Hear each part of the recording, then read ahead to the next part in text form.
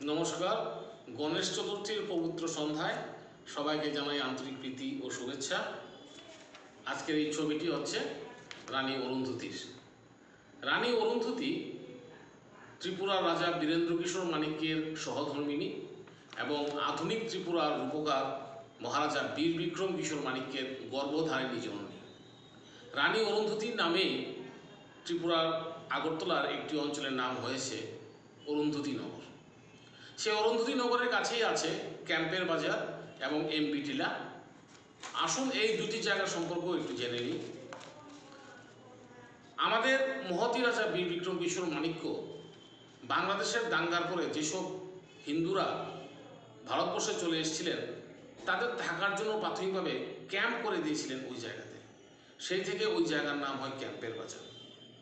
এই সকল শরণার্থীর ভিড়ে একজন ছিলেন ডাক্তার ইউসি নাথ, তার ছিল এমবি ডিগ্রি। সেই এমবি ডিগ্রি প্রাপ্ত ডক্টরবাবু রোগী দেখার জন্য ওইখানে তার ডাক্তারখানা খুলেছিলেন, সেই জন্য ওই জায়গার নাম হয় এমবি টিলা।